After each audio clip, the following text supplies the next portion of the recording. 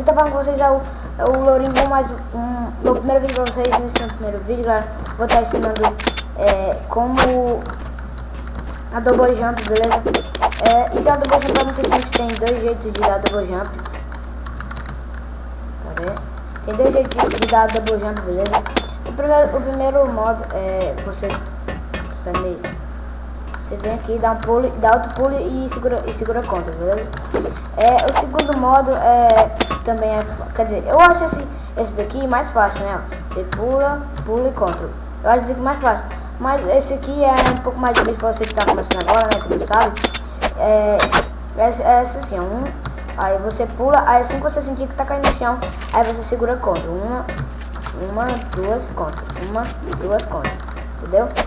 Aí, porra, tá. Uma, duas contra. Ponto. Entendeu?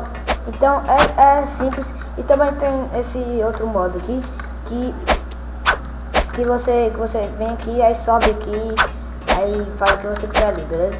É simples. Você chega, você não precisa demorar tanto, mas você chega, pula e contra. Que nem aquele aqui. Eita porra, que nem esse outro aqui, só que esse aqui é em coisa diferente, beleza? Opa, chega perto, pula contra. E também tem no azul, mas no azul, no GR, eu acho um pouco mais difícil, tem que demorar mais um pouco pra conseguir pular. Nem consigo pular às vezes direito. E então é isso, é só esse vídeo aqui. Eu só fiz esse vídeo porque uns amigos meus pediram pra fazer esse vídeo, beleza? Então é isso. Era só pra me ter ensinado isso aqui mesmo. E falou!